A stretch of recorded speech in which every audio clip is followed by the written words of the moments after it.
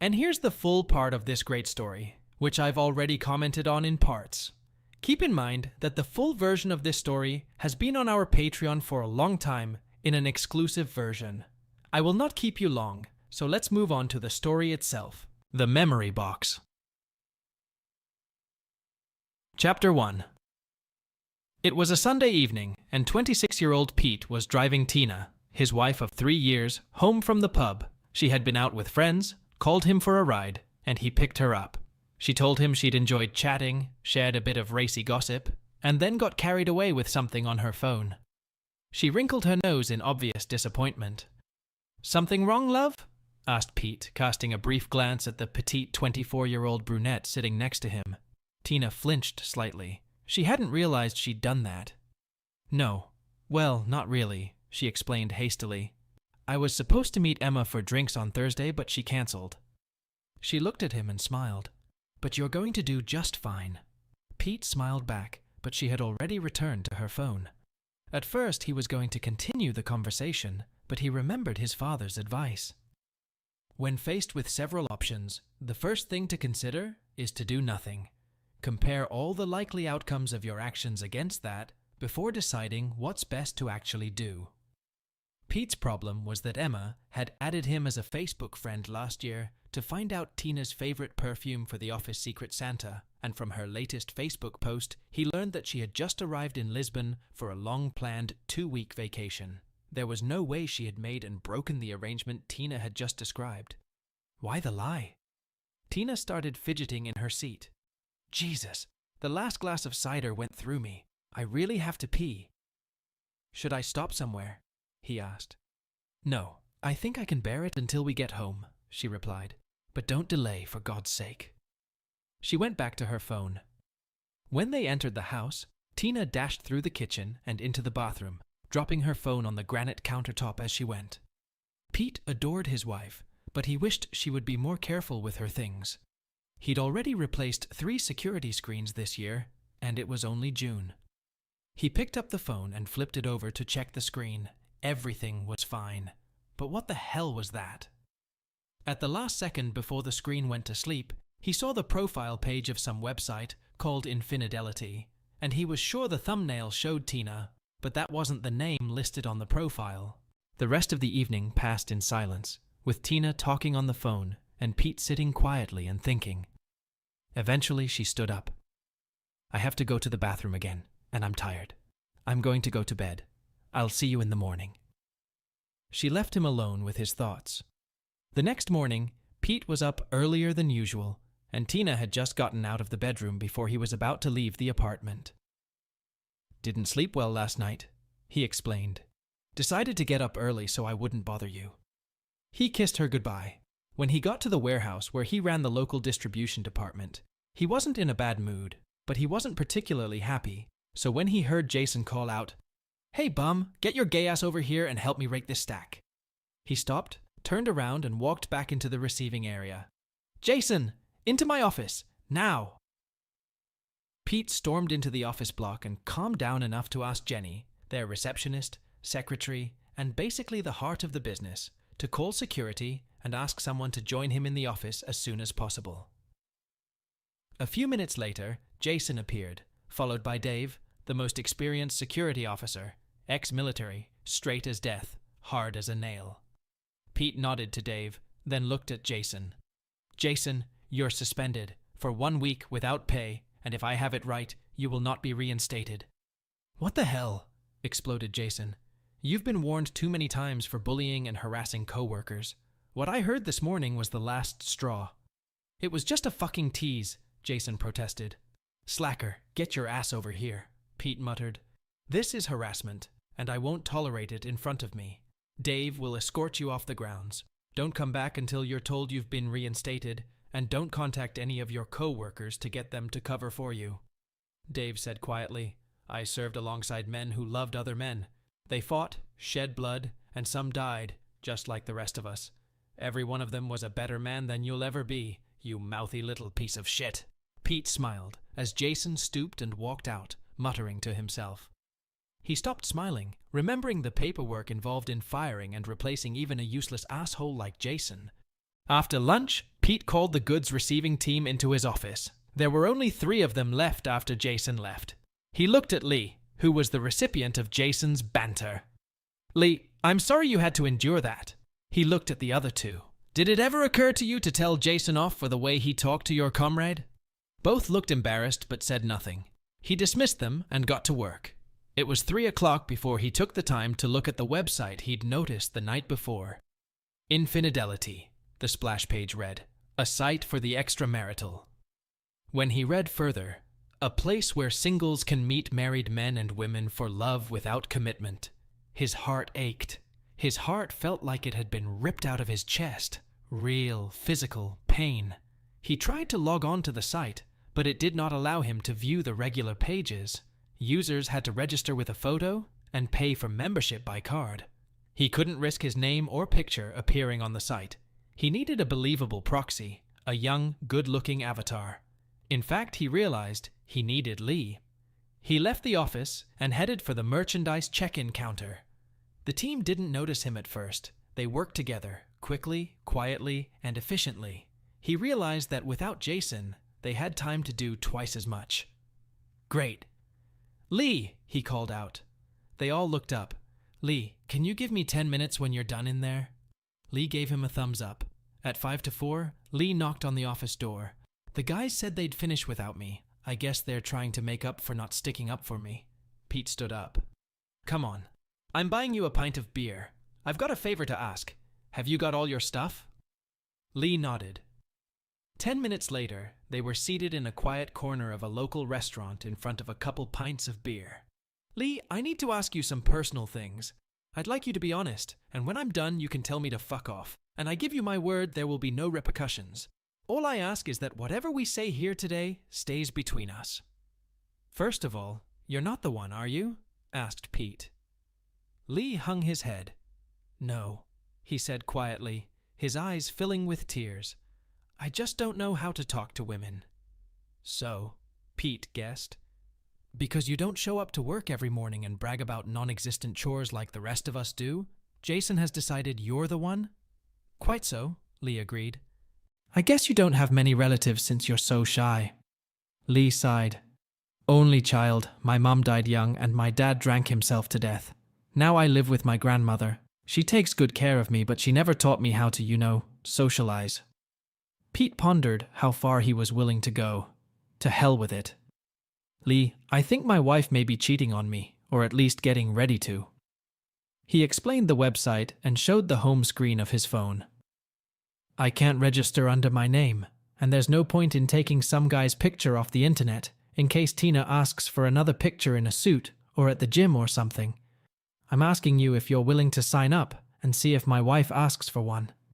Pete paused and took a deep breath. "If my wife asks you to make love to her?" Lee sat stunned. "Really?" "I hope I'm wrong, but I think she was hoping to meet someone on Thursday, but he cancelled. If we get a questionnaire in for you this week, I think you might be the next one on her trail." "But what if she asks to see me?" said Lee.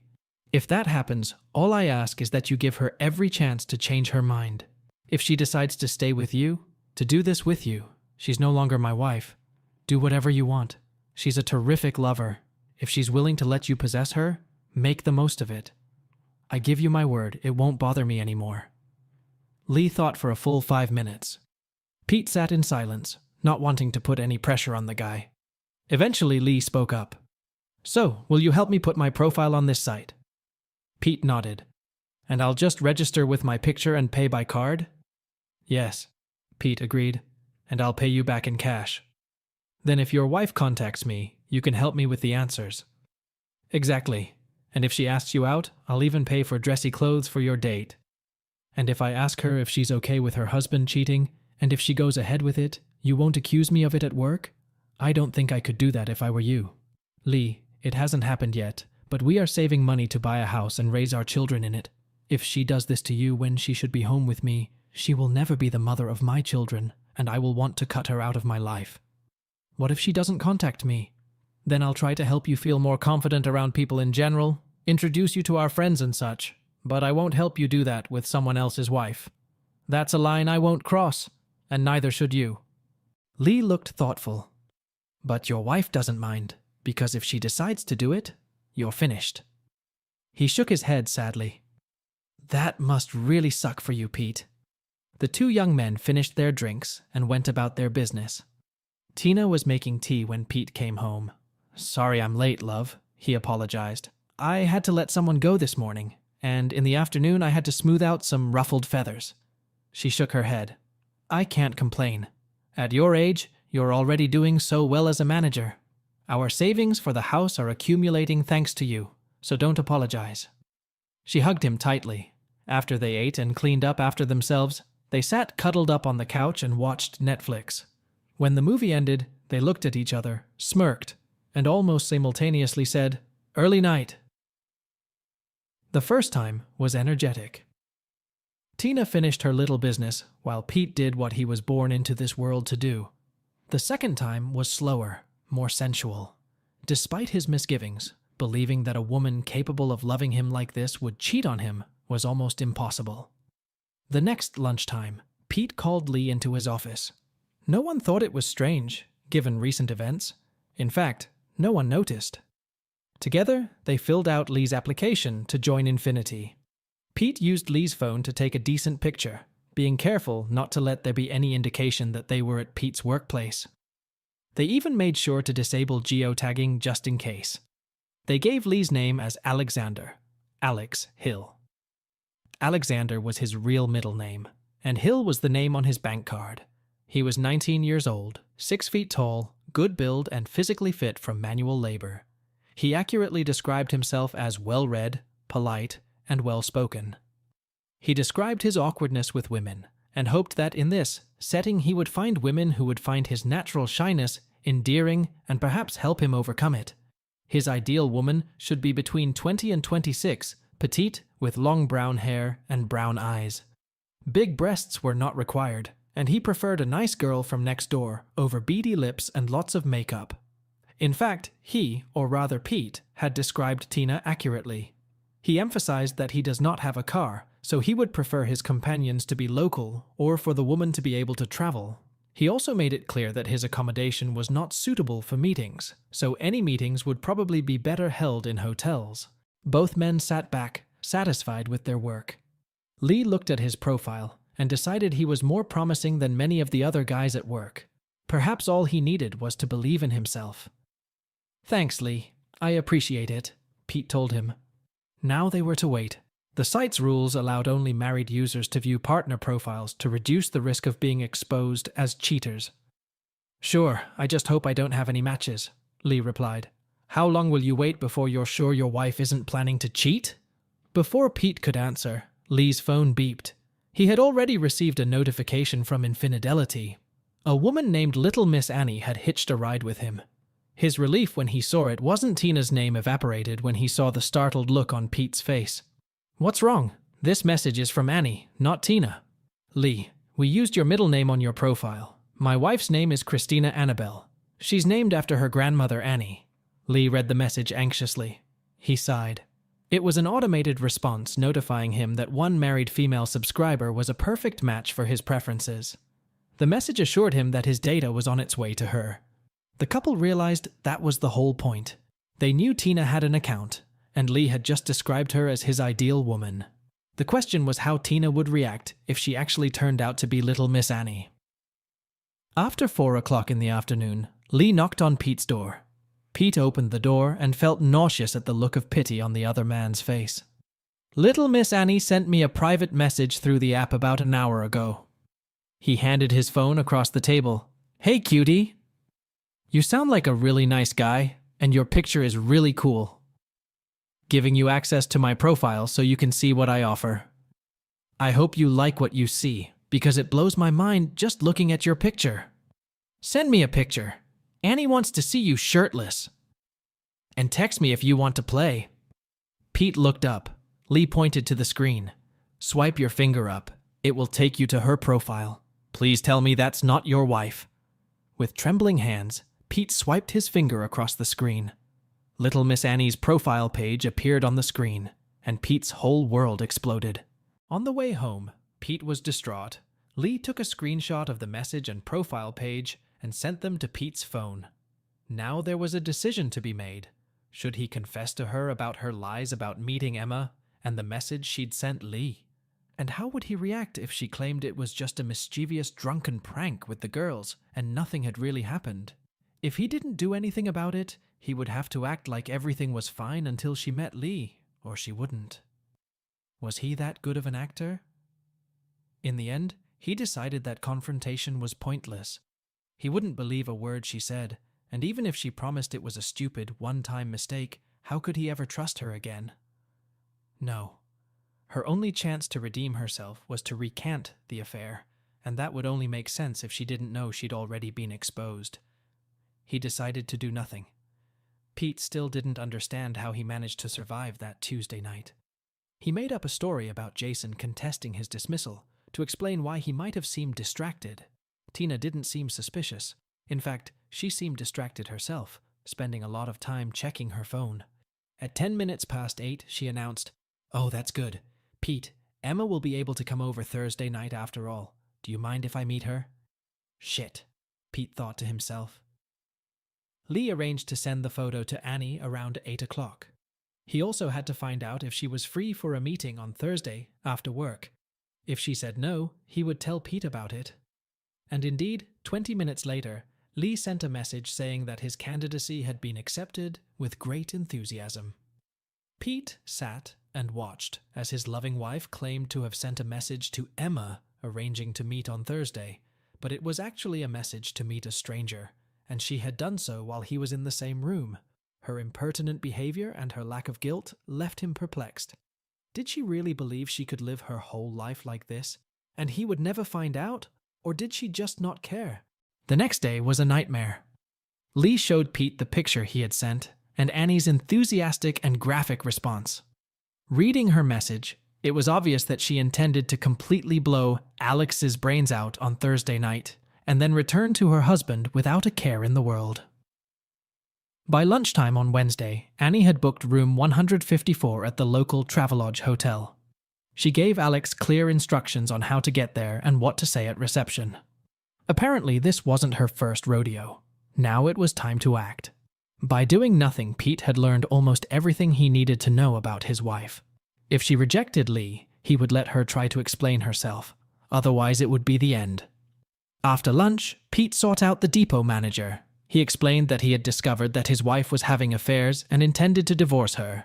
To be fair, he had used the expression, "dump the fool." But his boss understood the idea and told him that the business would give him some slack until he got his life sorted out.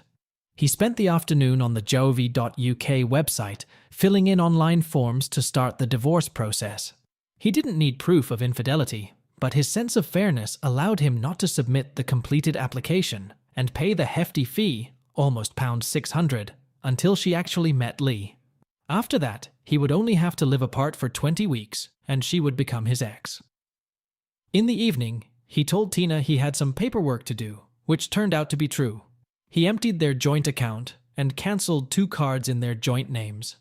They both had separate savings accounts, and he left them alone. He made sure the bills were paid and checked the terms of their apartment lease.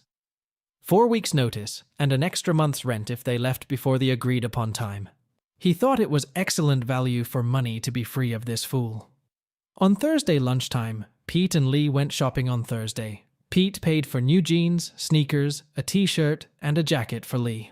The fact that he was buying these things to make Lee look good enough for his wife to do with him was an irony not lost on Pete. This day was the worst Pete had ever experienced. He almost threw up when he tried to eat the lunch he had packed that morning. He checked to make sure his phone was fully charged and organized the images in the phone's gallery, then went down to the packing department and dialed up some boxes. Tina had sent him a text saying that Emma wanted to meet early to get something to eat. Pete could only imagine what Tina wanted to eat that evening. He replied that he was still trying to work things out with Jason, so he would be home late. It almost killed him to close the message with a "have a good time" wish. Pete sought out Lee. "It's a total slag, but I'll say it anyway.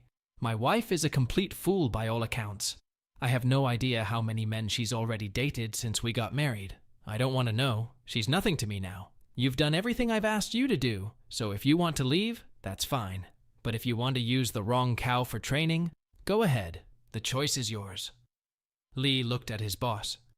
If I thought you still cared about her, I would have left. But he paused to consider this. It seems karma is such that the false identity we created gives you definitive proof that she was promiscuous behind your back. Another thing, Pete, the guys here still talk about me when you're not around. I'm going to go tonight and ask her if I can take a picture of us doing it to show the guys at work. You say they brag about the non-existent hookups. I'll show you the pictures first, but I want to shut those bastards up. Pete only shrugged, not paying attention. They spent a few more minutes planning, then went back to work. At 5:45 in the evening, Pete parked his company pickup on a side street not far from his apartment. He pulled on an old sweatshirt he kept at work and went to stand at the bus stop, from which his front door was clearly visible. A little after 6, a cab pulled up and Tina got into it. Pete turned away, ostensibly to check the bus schedule, as the car passed him. He took the pickup and parked in front of the house, then went inside. The apartment seemed lifeless, like an abandoned movie set. It looked like a house, but no one lived in it. He walked through the rooms, feeling like an intruder in someone else's life. And then he realized that there were no answers here to the one question that occupied his thoughts. Only she could explain why, and he would never speak to her again to ask it. He shook himself up and got down to business. He shook clothes out of his closet and drawers. The everyday stuff went into his suitcase. Anything that had to do with Tina, like his wedding suit or the funny Christmas sweater she'd bought him, he tossed on the bed. Then he went through his household things. The things given to him were on the kitchen table. Except for the gifts from Tina, they were on the bed too. His books lay on the table, unless they were from her. In an hour, he had divided the possessions of two people who had promised each other they would grow old together. 3 fucking years, he thought, pulling the last of his clothes out of the bathroom closet. She's barely lasted 3 fucking years. He noticed a missed message on his phone. It was from Lee. I'm really sorry, Pete. I only have a minute while she's in the bathroom. I tried, but she just laughed and said that what hubby doesn't know won't hurt him. Pete replied, Not your fault. Thanks for trying. He barely remembered the next 10 minutes. His heart was breaking. Eventually, the tears stopped and he went back to work. The everyday things went into one box and the non-essentials went into another. Initially, he wondered where to store all of his belongings. After looking at the 2 boxes and 2 suitcases, all that was left from his marriage, he realized that most of his stuff would fit under the single bed in his father's bungalow. He still had 2 things to do. Tina, like many women, kept a keepsake box. In her box were all the cards Pete had ever sent her, tied with blue ribbon. Birthday, anniversary, Christmas, and Valentine's Day cards. He ran them through the paper shredder and tossed the scraps on the bed. He did the same with the cards she'd sent him, and then shredded the cards she'd kept from family and friends accepting invitations to their wedding. He left the nearly empty box on the bedside table. The last task was to remove their wedding photo from the living room wall. He placed it carefully on the kitchen countertop and then pulled his IKEA toolkit from the kitchen cabinet. He carefully brought the sharpened screwdriver to the glass and, making sure it was in the right position, struck it sharply with the hammer. The impact made cracks appear. Perfect. He loaded the car into the pickup and drove off, dropping the key in the mailbox.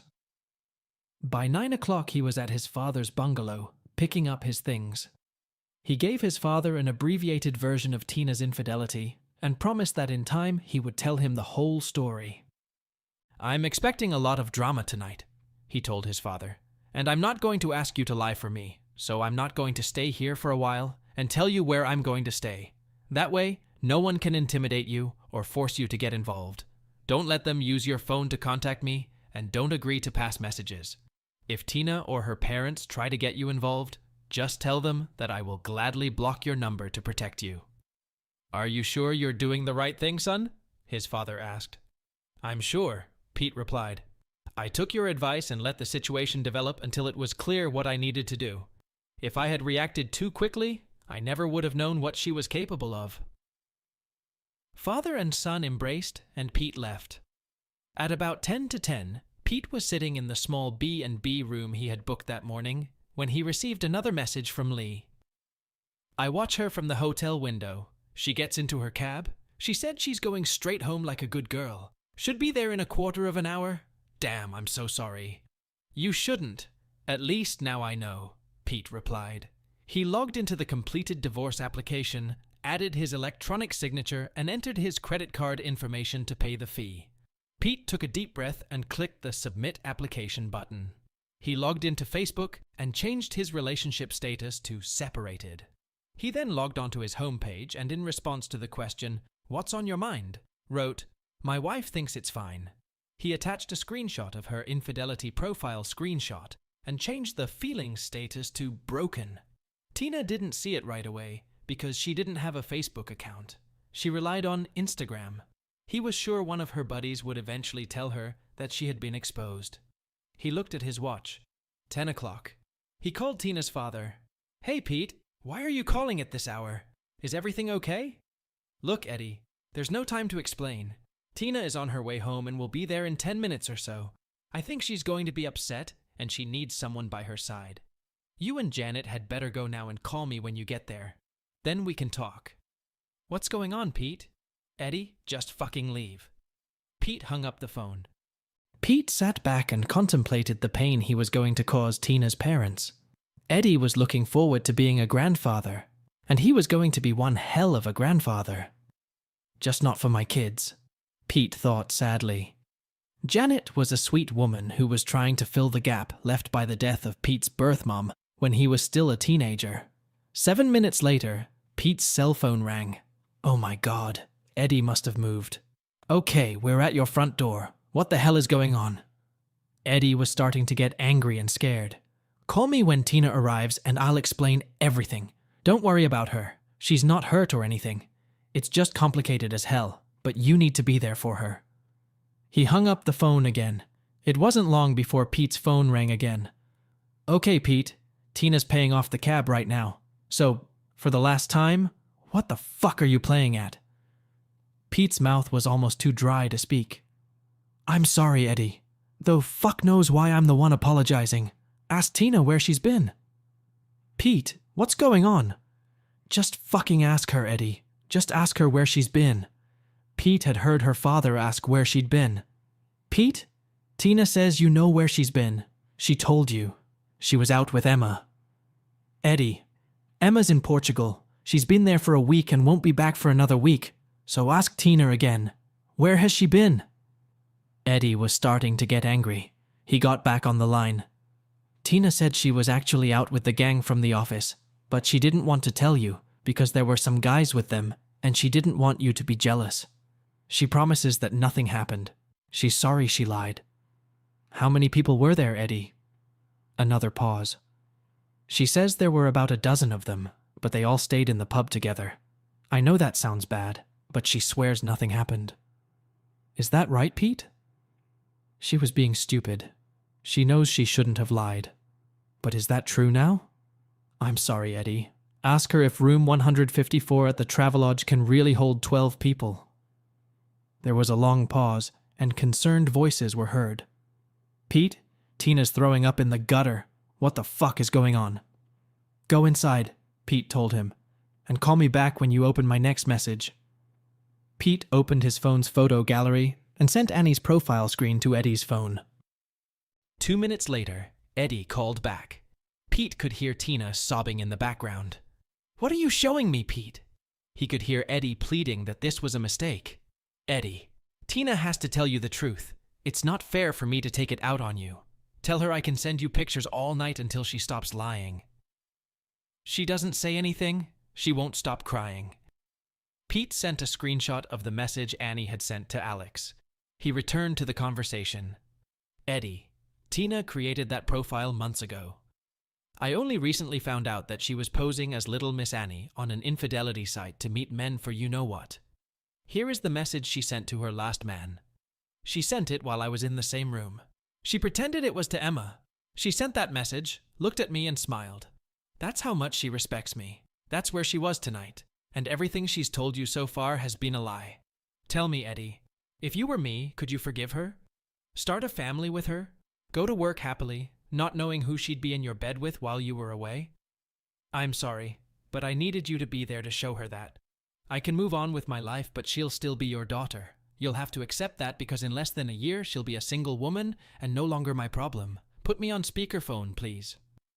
Janet, take Tina into the kitchen, show her the picture. Ask her if she knows what it means. Pete waited, imagining the scene in his old house. He heard crying, and then the voice of Tina's mom. She's apologizing for making you so angry that you broke the wedding picture. She says she never meant to hurt you. Pete shook his head. She doesn't understand yet. Tell her to look more closely at the painting. Where is it broken?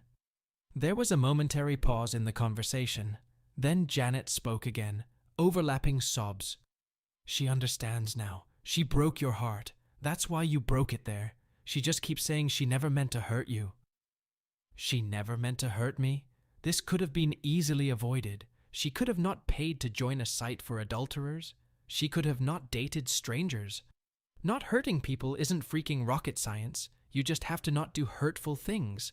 And my wife? Tonight she was laughing with her lover and telling him, what hubby doesn't know won't hurt him. She never meant to hurt me. No, she just didn't care. Never mind, we're almost done, Janet. I'm sorry, but there are 2 more things left to do. Take her to the bedroom and ask her if she understands what the things on our bed mean. Eddie's voice this time. Tina is almost hysterical. Her mother is trying to calm her down. Tina says all the things on the bed are things that were special to the 2 of you. You moved out and left everything that reminds you of her. We don't understand what this shredded paper is.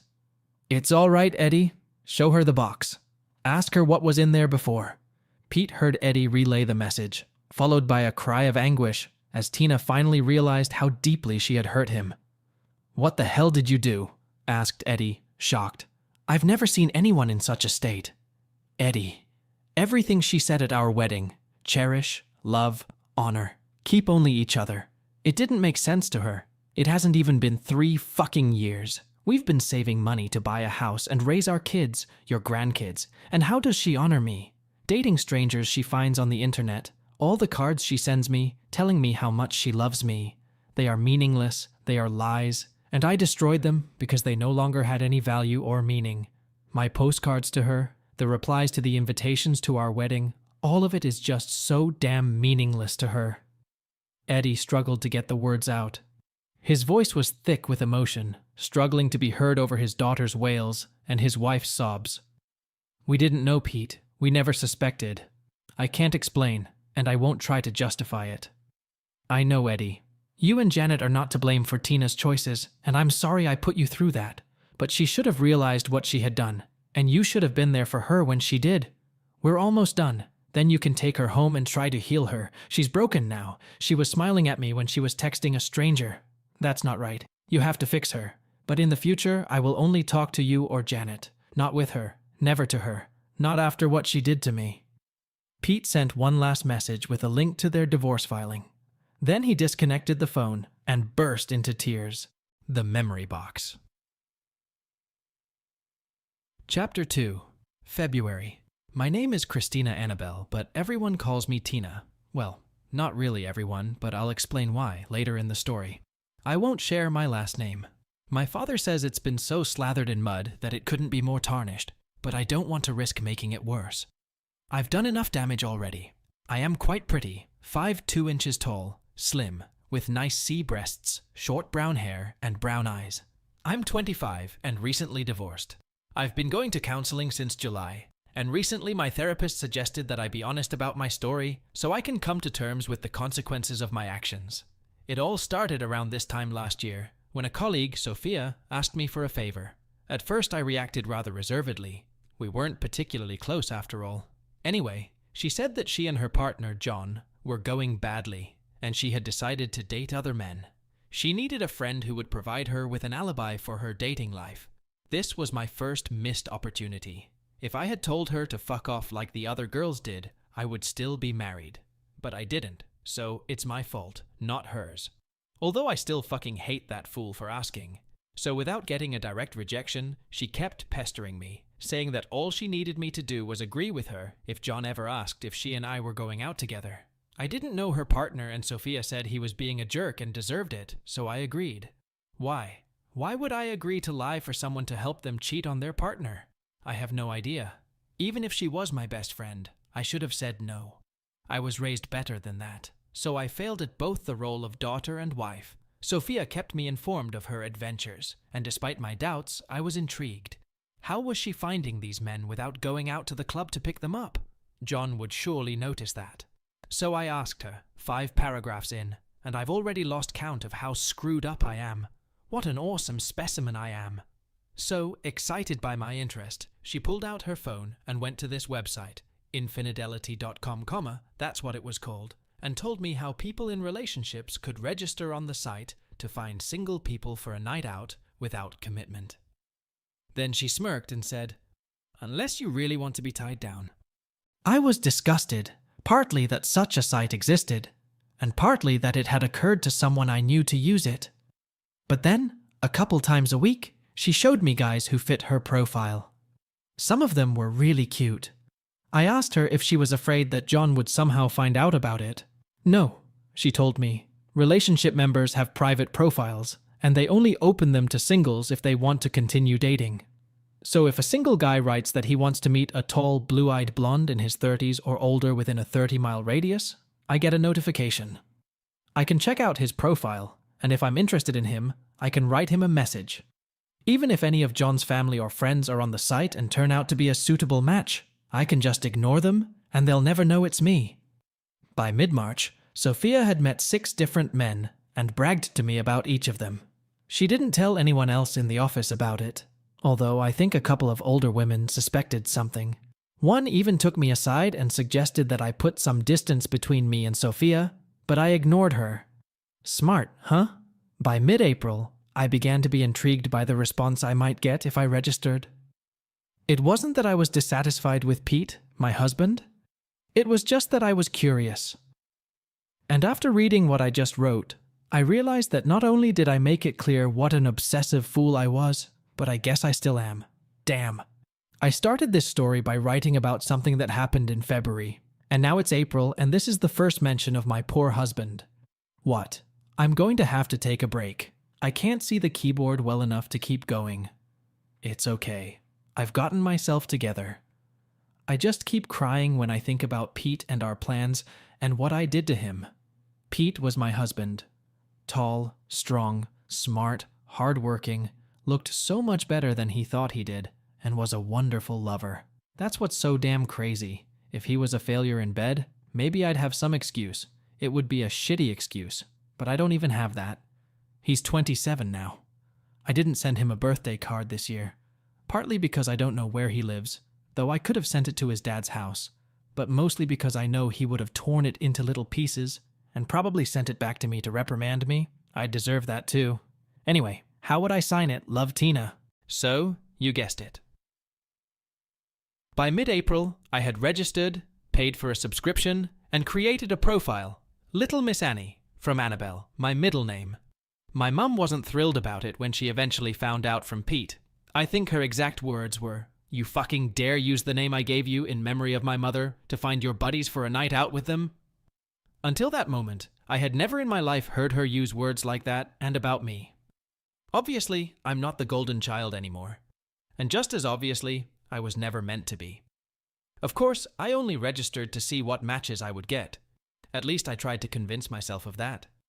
As my father later detailed, most people don't pay £30 for a subscription out of idle curiosity. He's right, of course. I can't say when exactly it happened, but I think by then, I had already decided to meet a stranger to see how it felt. Was I classy, or what? Inevitably, a few days later, I received a notification from the site. A single man in his early 30s indicated preferences that matched my profile. I was horrified and thrilled at the same time. Up to that point, it had been a game. Nothing had happened, just a silly prank. I wasn't seriously considering cheating. I loved my husband, and we were saving up for the perfect house to raise our perfect children. But it wouldn't hurt to look at the guy's profile, right? His picture showed a good-looking guy, not as handsome as Pete, but older and more mature. He said his name was Eric, and that he did consulting work in the area and had no time or desire to meet women in pubs or clubs. He said that if there were any nice married women willing to meet him at the hotel for a night out with no commitment, expectations, or drama, let them know. Up until that point, I could have backed off, deleted my account, and counted my blessings. But instead, I wrote to Eric and shared my profile. Why? I'll tell you later. Apparently he liked what he saw because he wrote back the same day. Annie, you're just a babe. I'd love to see you by my side. Any night this week after 6, take your pick. If you don't want to be seen, I'll deliver food and drink. Stupid, I guess. Pete loved me, respected me, fulfilled my every desire, and I was sitting in the bathroom stall at work, dreaming about that guy from the website. I guess that's when I mentally separated Tina and Annie. Tina was the devoted and respectable working wife, Annie the uninhibited wild child. Or, as I prefer to think of her now, a fool. Don't get me wrong, I'm not claiming some sort of multiple personality disorder as an excuse. Pete explained to me that, as a boss, he takes on a persona at work so that he can relate to his employees as subordinates rather than friends. At home, he was just Pete. I took on the persona of Annie to spend the evening with Eric, and I did. At home, I was just Tina, at first anyway. What was the night with Eric like? Mechanically, it was fine. We had a drink, he kissed me, and it started. We had another drink while he complimented me. I went to the bathroom where we repeated our performance. Then I got dressed and left. He didn't have something big or anything like that. He wasn't even as good as Pete. But he wasn't Pete. That was the point. It was wrong, forbidden, and that was what turned me on so much. It was exactly the same with the next two guys. They made me spend a nice evening with them, but nothing more than that. I don't even remember their names. I think one was named Craig, or maybe Gary. It was still pretty exciting, but a little more flat than the first time. So I tried to add a little more excitement the next time. Yes, he was the penultimate one. I only did it with 5 guys, including Alex. I just showed the draft to my therapist. "Why did you say only?" she asked. "Are you implying that you're somehow less infidel than someone who was in double figures? Did you fall short of your target number? Maybe up to 100? If you hadn't been caught, were you going to stop at only 5? I'll start again. This time I won't demean my betrayal with the word only. Yeah, he was the penultimate one. I'd already done it with 5 guys, including Alex, before Pete caught me. I didn't even think about stopping. I guess if Pete challenged my lie about meeting Emma, I'd change my mind, but probably not. I guess I'd just be more careful. I was caught up in that feeling with Annie, but I had to up the ante to keep the thrill of the experience. Pete never knew about the first 3 because I set things up when he wasn't around or when I was at work. Number 4 was different. I used Pete as a prop, that's right. If I could, I only contacted him when Pete was around. Are you judging me already? Have I convinced you what a total asshole I am? Believe me, no matter how harshly you judge me, I know I'm 10 times worse. It's true. I did try to make Annie's game more exciting by arranging a night out with a buddy while Pete was around, in the car, at the TV, and once even in bed. I met Jake once, and Pete didn't know or suspect anything. He wasn't great. In fact, he was a waste of time to him. However, he was big enough that I was tempted to try again, and we arranged to meet again. It was Jake who texted me when Pete drove me home that Sunday. It turned out that his firm needed to take over a contract in Scotland as a matter of urgency when the current project manager suddenly fell ill. Pete noticed my reaction, and I made up a silly story about Emma canceling our evening. It didn't occur to me that they were both on Facebook and that Pete knew she was in Portugal. That's why scammers always get caught. No matter how smart you think you are, eventually a mistake or pure coincidence will set you up. While I was reminiscing, Sophia eventually freaked out too. Even though she and John had worked things out by September, she was still making dates online. One night, she was sitting in a pub with friends when John returned from a gentleman's night out and, intending to approach her from behind for a surprise hug, looked over her shoulder and saw that she was texting a guy about how much she loved him. Apparently, it hadn't gone well. He grabbed her phone to make sure he read the message correctly. He did, and then read the rest. I wasn't there. But apparently, he threw the phone on the floor and kicked it, shattering it. When she jumped up trying to calm him down, he punched her in the face, called her a cheater, a fool, and left. Looking back, I think it proved that Pete loved me more than John loved Sophia. Pete made sure I realized how devastated I made him, and made sure Mom and Dad were there to help me after I learned my lesson. If he had just left, I would have lied to them, and they deserve better. I can't thank him enough for that now. Not that I felt that way at the time. Sophia, on the other hand, just shrugged. She hadn't learned anything. I still fucking hate her. I was a little tipsy that Sunday night and didn't notice Pete's quieter-than-usual demeanor. It was obvious now that he was wondering why I had lied about the cancelled night out. He was up early the next morning too, but I was so damn narcissistic that I didn't pay much attention to it.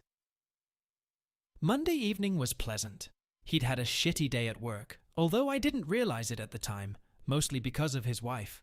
So after tea we settled down on the couch and watched a movie together, then got into bed and did some nice things. He was so tender and loving. Oh man, I miss him so much. Excuse me. I had to go for a walk. The neighbors now don't even comment when they see me walking to the park with tears in my eyes. On Tuesday, the big denouement began. I'll explain later how I know a bit about this side of the story. Bottom line. I received a message from the Infidelity app that a new user's preferences were exactly the same as mine. His profile picture showed a handsome young guy, and his bio said he hadn't done anything like this yet and was looking for a married woman to show him how. I wasn't going to wait until I got home to respond to this, so I texted him almost immediately to tell him I was really interested. I said I wanted to see his body and gave him access to my page. All Tuesday night, Pete was very quiet, although I didn't pay much attention to it. I just assumed that the problem stemmed from that jerk he fired. A real wife might have wondered. I, on the other hand, was waiting for some random guy to send me a picture. Around 8 o'clock, Alex sent me a text. It was so hot. I read his message and imagined running my hands over my perfect abs while my husband sat right next to me. I swear, I've never been so excited. That was then. Now I remember that moment as the ultimate act of betrayal, worse even than the night with Alex. I felt sick when I read that last passage. I sent Alex my enthusiastic reply and detailed what it would be like for him to meet me. I know now that Pete saw that message, and I understand why he dumped me the way he did. Even now my hands tremble as I try to imagine how he must have felt reading the text I sent while sitting in the same room with him. What happened next?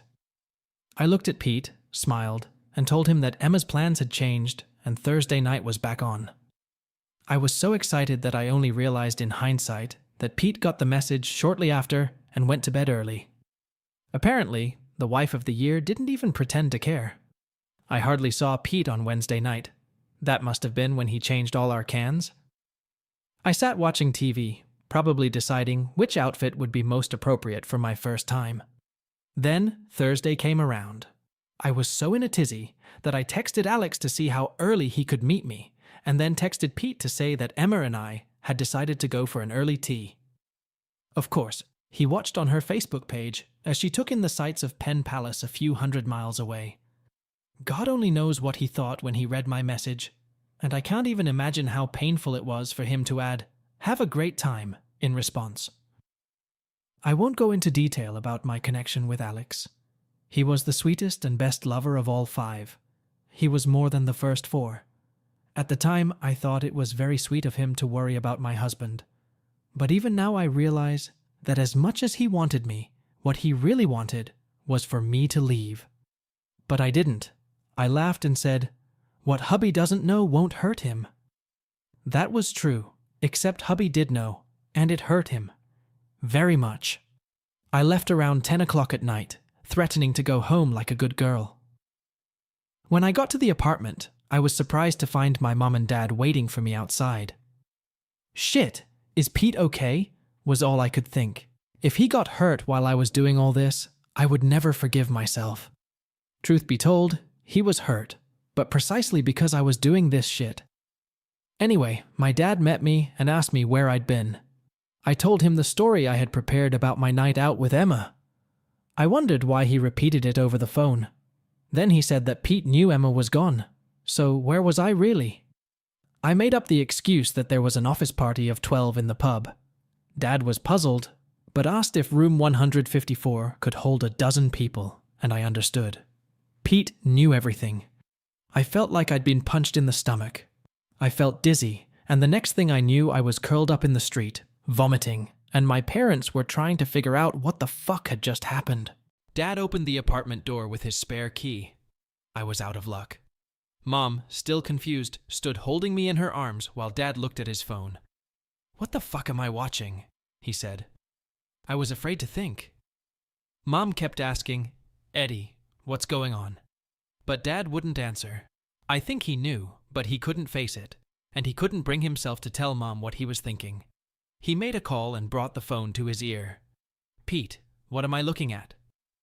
He listened and stared at me. His confusion turned to disbelief and disappointment that his little girl had betrayed her husband. Dad put us on speakerphone as Mom kept asking him, begging him to tell us what was going on. We heard Pete's voice. "Janet, take Tina into the kitchen, show her the picture. Ask her if she knows what it means." My mom led me into the kitchen, though I could barely put one foot in front of the other. There was our wedding picture hanging there, the same one that had hung on the wall in the living room. It was lying on the dining room table, the glass broken. I told my mom that I knew I had made him so angry that he had broken the picture, but I never wanted to hurt him. He told my mom to make me look again. Then I realized, no matter how much he broke the glass, all the cracks came from one spot, his chest. My husband showed me in our wedding picture how broken his heart was. What did I have to offer? What was my excuse? All I could say was, "I didn't mean to hurt him. Tell him I never meant to hurt him." But by this time, it was obvious that Pete knew about the infidelity, about little Miss Annie. He even knew about, "What hubby doesn't know won't hurt him." I could hear his voice as he told Mom, "She never meant to hurt me. No, she just didn't care." It wasn't true. I cared about him. That's what I convinced myself. I just didn't believe he would ever find out. I was so stupid. Pete told Mom to carry me to the bedroom, and we were almost done. Mom and Dad had to help me, my legs barely holding me up. And then I saw our bed, the bed we had made love on just a couple nights before. I didn't immediately realize what had happened, and then my world came crashing down.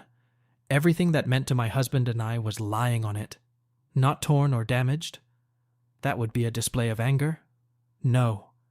It was just that everything that was special to us as a couple was being left behind. Abandoned as I had abandoned it for a meaningless evening with a stranger. I tried to talk, to explain, but I couldn't. I was crying, howling, mumbling, barely able to breathe, and the sounds I could make were incoherent. We never realized why everything was strewn with shredded paper, but that was the least of my worries until I heard Dad ask Pete about it. "Tell her to look in the box," said Pete. There were all the cards we'd ever exchanged. I kept them in my jewelry box.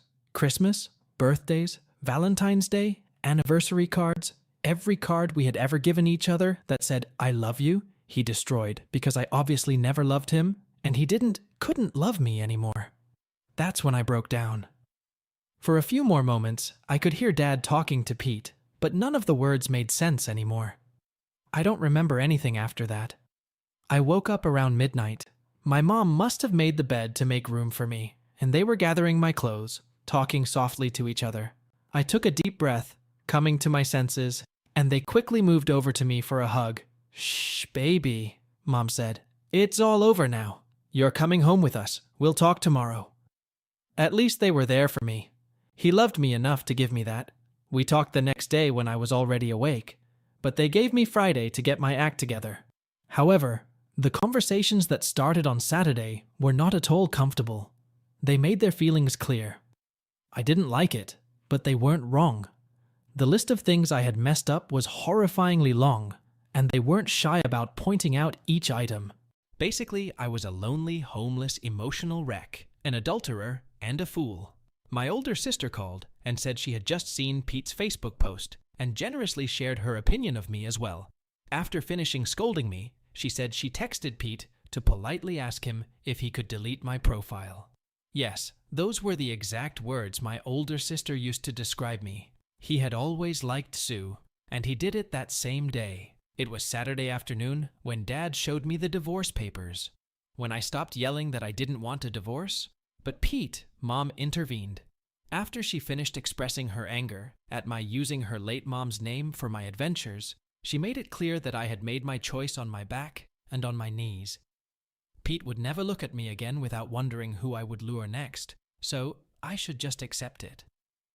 That was 3 times and 2 hints in 2 minutes. I really pissed her off. My parents insisted that I return to work on Monday. They called on my behalf on Friday to tell me I wasn't well. For 3 weeks, I drove by Pete's office 2 miles down the road every day to try to see him, to tell him how sorry I was, to apologize to him, to beg him to take me back. I don't know how my father found out, but he was blazing with anger. "Leave the poor bastard alone," he raged at me. "Haven't you fucking done enough to him already? If he ever gets to see you again, which I doubt, it will only be on his terms. You lost that right the moment you spread your legs for some random man." My father had never, ever spoken to me, or anyone for that matter, in that way. The reality, the finality of the consequences of my decisions became obvious to me. My marriage was over. How could it not be? 3 weeks later, I managed to meet with a psychotherapist for counseling. It was December, and I was Christmas shopping looking for gifts for Mom, Dad, and Sue when I saw a young man looking at me. He was holding hands with an attractive girl, but they were covered in scarves, and I didn't recognize either of them. He spoke to the girl and she nodded, and walked towards one of the nearby kiosks. He approached me, and realizing why I didn't recognize him, untied his scarf. "Alex!" I gasped. "No. Actually, it's Lee." He smiled a little sadly. "But you're not Annie either, are you?" "When did you find out?" I asked quietly. "When Pete switched from your first message to Alex to your profile," he grimaced. "He was honest with me at work, and in return I agreed to post myself on that obscene site. I saw his world crumble when he saw who you really were." He shook his head. "Is he still talking about me?" I asked hopefully. "No, or at least not to me, but we're not that close. He's still my boss, and doesn't seem to hate me for what you and I did, but we're not friends." At that moment, a young woman joined us with 3 mugs of hot chocolate. She handed one to me. "This is Vicky, my girlfriend," Lee introduced us. "Tina, Vic knows who you are, so you can speak freely." I was shocked. "You told her? Everything?" He put his arm around her shoulders. "You've taught me a lot of things. Some of them were good, some were lessons in what not to do. Vicky benefited from the good lessons." The girl giggled, blushed with embarrassment, and nudged him. She was gorgeous, and he was a stud. I hoped it would work out for them. At least they realized where the deception was leading. That comforted me. We found a bench nearby, and sat and chatted for about 10 minutes. Lee had seen the pretty blonde girl waiting for Pete a couple times when they left work. He didn't know if they had something serious going on. I hoped she was better, truer than I was. Vicky sat in stunned silence as I explained how the spiral of my deception had begun. "But you had so many chances to stop," she whispered. "Why did you risk everything for a meaningless evening?" I thought for a bit. Trite answer. I wanted to see what it was like and didn't believe I'd get caught. I paused to observe their reaction. I would sacrifice a limb to make up for the stupid things I've done. I lost everything that was important to me over a handful of meaningless pranks. We finished our drinks and said goodbye. They left, and I went back to my shopping. So, for those who need a wrap-up, here's the final summation. Pete's seeing someone. I hope she's nice. Lee is a confident young man with a beautiful girlfriend. Vicky has a sweet, experienced lover. My older sister thinks I'm a silly little fool. My father is trying to come to terms with his little girl acting like a fool. My mom is still offended that I didn't honor her mother's memory. And me? I'm trying to rebuild my relationship with my family. I realized that when asked, "Why did you do it?" a cheater answers, "Because I could." But you can't, not indefinitely. Karma is a bitch. So am I. So, I'm officially divorced and trying to start a new life. There's a new guy at work. One of the girls says she thinks like he's going to ask me out. If it's because he thinks I'm easy, I won't go.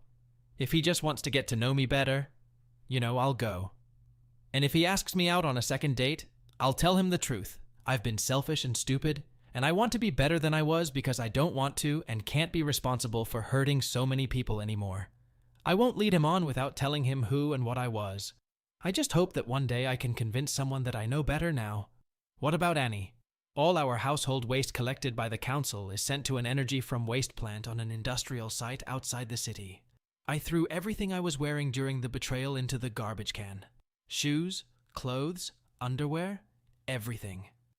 On top of that, I threw away my cell phone, which I used to betray my husband. I even threw away my SIM card. I have a new number now. I was allowed to come in late on Wednesday, so I waited and then watched a garbage collection truck drive down our street in the morning.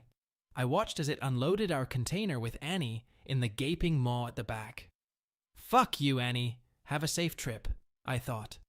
Then I stood watching it continue on its journey that would end in the incinerator. I burned the bitch the fuck out. And that's the end of that wonderful story. As it turned out, it all led to the end of their marriage. Pete filed for divorce, and Tina found herself lonely and broken. She had to return to her parents, and only therapy gradually helped her realize how selfish and irresponsible she had been. In this installment, Tina honestly tells the whole truth about her actions and motives. She does not make excuses for herself, but admits guilt and regrets what happened. Tina realizes that she has lost her husband's trust and love forever. Now she has to start a new life, but it will not be easy because she has made a lot of messes. Friends, this story reminds us once again that trust and loyalty in relationships is a fragile thing. Infidelity can destroy the strongest bonds, so cherish your loved ones and don't betray them for fleeting pleasures. Value what you have, and then your relationship will pass the test of time. Be wise and remain faithful in love. I wish you a strong and sincere relationship. All the best.